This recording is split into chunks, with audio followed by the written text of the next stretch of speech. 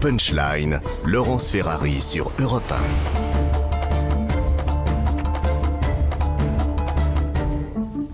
On se retrouve dans Punchline sur CNews et sur Europe 1. Un petit mot de Jean Castex, le Premier ministre, qui sera donc aux 20h de France de ce soir pour évoquer le protocole sanitaire dans les écoles. On sait que c'est une immense galère pour les parents d'élèves qui doivent faire tester leurs enfants s'ils sont cas contact, évidemment, s'il y a un cas positif dans leur classe. Puis ils sont testés à J2 puis à J4.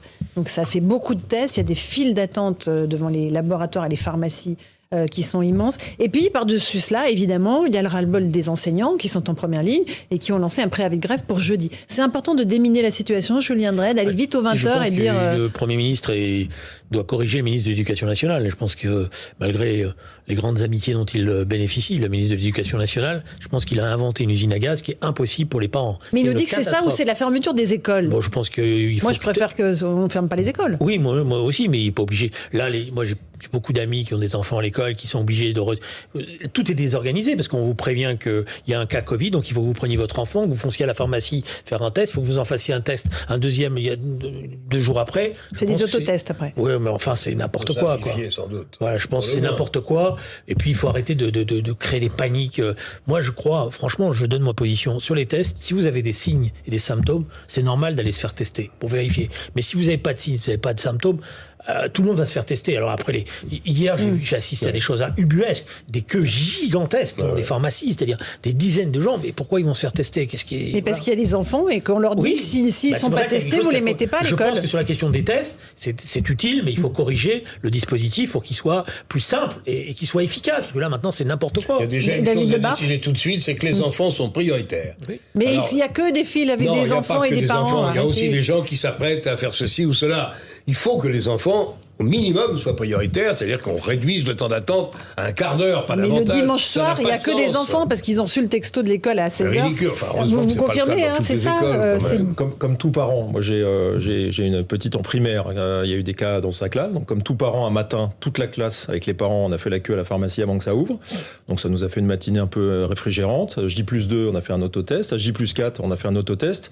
Malheureusement, c'est là où ça devient compliqué, c'est qu'à J+7, qui est le cas aujourd'hui pour ma situation, il y a encore des cas contacts révélés dans la classe. Rebelote. On recommence demain matin, toute la classe à nouveau devant la pharmacie pour refaire un antigénique et un J+2 et un J+4. Donc ça peut durer longtemps. Mais le ministre avait annoncé le contraire cette semaine. Pour le moment, c'est ça qui s'applique avec la recommandation du ministère et la demande de la directrice d'école. L'enfant ne rentrera pas à l'école demain matin s'il n'y a pas un antigénique négatif. Donc c'est vrai que ça devient compliqué. Hein. Oui, c'est ingérable même. C'est ingérable, je suis d'accord. Oui, mais alors dans ces cas-là, on ferme toutes les classes et on laisse les enfants à la maison, comme l'a demandé Valérie Pécresse? Puisqu'on nous explique dans le même temps que c'est un virus qui est certes formidablement contagieux, mais pas très dangereux. Alors, je prends des risques, mais là, je pense qu'il faut accepter une certaine... Une certaine quoi? Il faut laisser un peu le virus circuler. Enfin, il y a 360 enfants à l'hôpital, 90 en réanimation, on laisse filer. Oui, mais alors ne vous plaignez pas d'attendre devant les pharmacies. Il faut quand même choisir aussi son mal et ses difficultés. Ne vous plaignez pas d'attendre. Mais non. Sérieusement. Alors qu'est-ce qu'on fait alors s'il faut les faire vacciner? Mais il faut les faire tester. Non mais moi, écoutez, je n'ai plus très égoïstement, je n'ai plus d'enfants scolarisés. C'est un peu compliqué pour moi, les règles actuelles dans l'éducation nationale. S'agissant d'une forme très bénigne du virus, j'ai cessé d'être très motivé par cette affaire. Bon, très bien. Est-ce qu'on avait besoin et Madame Pécresse avait plutôt la bonne idée de vouloir un petit peu retarder. Temporiser, une semaine. On avait besoin d'une grève. Ah, ça y est, vous me parlez des profs, là. Le geste barrière par excellence, inventé par les syndicats, mais enfin, soi-disant pour défendre les élèves. Enfin, écoutez, c'est pas sérieux. Ça, soi-disant? On peut parler, oui, soi-disant, on peut parler, échanger, essayer d'éviter une grève qui va ajouter au désordre. Oui, enfin... Je comprends votre proportion, mais le problème, c'est qu'au départ, les enseignants, ils comprennent plus rien en règle. Et donc, d'abord, il y a un ministre, excusez-moi, qui bénéficie de haute protection, puisque tout le monde le dit, il a l'oreille de la présidente, et donc, il a soi-disant. Il a fait de bonnes choses. Ah non, je pense que quand le débat a pris. Vous savez, il y a deux domaines. 30 jours. Attends, laissez parler Julien Drey. Enfin, Il y a deux domaines sur lesquels je pense que le bilan d'Emmanuel Macron est pas bon. C'est l'éducation et la sécurité. Sur l'éducation, on fera le bilan de M. Blanquer.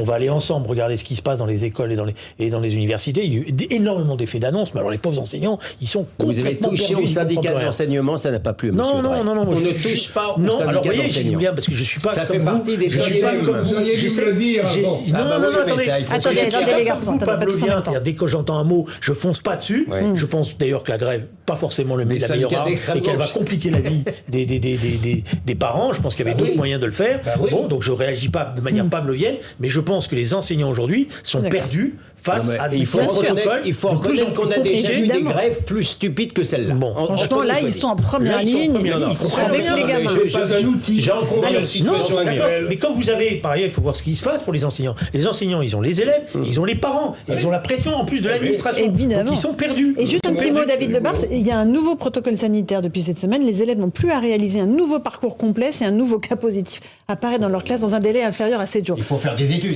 C'est donc, Oui, mais donc là, vous êtes à plus malheureusement, de 7. ah là, Eh ben, on est à 7 aujourd'hui, il faut recommencer demain matin. Voilà. Non, Ça, c'est pour ça que un c'est jour n'importe près, on quoi. repart pour une série Ok. complète. Ok, c'est Et moi, je c'est pense sur les kafkaïen. tests. Vous avez compris Après, c'est la aux règle. médecins de Bah, parler j'ai plus compris que parce moi, que je j'en suis pas suis médecin. victime. Attendez, pas tous en même temps. On est en train de. Avant, il n'y avait pas de tests, maintenant il y a des tests, et maintenant c'est n'importe quoi. Parce que on va se faire tester quand on a des signes. Voilà, ça c'est la réalité, parce que Je suis d'accord. quand on a des signes, ça veut dire qu'il faut évidemment se mettre vite à l'écart, etc. Mais sinon, vous allez être testé un jour, vous allez être négatif le lendemain. Asymptomatique, monsieur Oui, Drey. on l'a eu encore. Allez-y. Voyons. En plus, il y a plein de tests David qui ne Lebars marchent veut pas. parler. Il y a plein de Les tests qui ne garçons. marchent pas. Moi, je crois quand même que ce qui n'est pas David souvent Lebars. dit, c'est que derrière la prise de décision politique, il y a quand même en toile de fond la responsabilité pénale. Et c'est cette question-là qu'il faudra trancher un jour. Quand on parle d'assouplir des protocoles, qu'on soit pour, contre, on enlève le côté sanitaire. En France, on sait qu'il y a des ministres, des élus qui sont poursuivis pénalement. C'est vrai. D'ailleurs, Non, ça c'est peut vrai. poser la question Mais bien des sûr. opposants actuels qui lancent des manifestations anti-vax et qui font des slogans. Eux ne sont pas poursuivis. Donc la prise de responsabilité dans des protocoles, elle est aussi sans doute liée à la Si je, vous responsabilité pénale qui demandais, peut tomber. si je vous demandais la liste des condamnés et des condamnations décidées par la Cour de justice de la République Oui. depuis 20 ans, Allez, mec, vous auriez pas vite quand fait. même. On n'aime pas Personne quand n'a même. jamais été Non, condamné mais par la franchement, Cour non, de mais justice de la attendez. République, Oui, mais même après le sang condamné. non. Condamnation. Il y a- Oui, le maire de Rennes, Il y en a eu. condamné, Ah oui. dispensé de Monsieur peine. Hervé. D'accord, mais il y a eu- Fabius, Non, mais rien attendez, du tout. personne n'aime. D'accord, qui était ministre. Franchement, Bon, non, allez. mais personne n'aime. Allez, on Je est n'aurais parti pas loin, remis là. la Légion d'honneur à Madame Buzyn, mais je l'aurais pas poursuivie devant la CGR non plus. On est d'accord. Il est La Cour de que, justice de la effectivement, République. la justice a cru qu'elle était intelligente Enfin. et efficace d'envoyer Allez. des policiers et Jean-Claude. des magistrats chez Madame Buzyn, etc., etc., au tout début d'une crise qui était compliquée. Non, c'est vrai que le risque pas très pénal sain. est une réalité. D'accord, mais donc c'est bien que la Mais judiciarisation, pas la Cour de justice. la Non, non, judiciarisation de la vie fléau. politique telle qu'elle est en train de C'est un fléau. s'établir fait qu'effectivement On est bien d'accord. tout le monde maintenant se protège et donc sûr. complexifie les choses.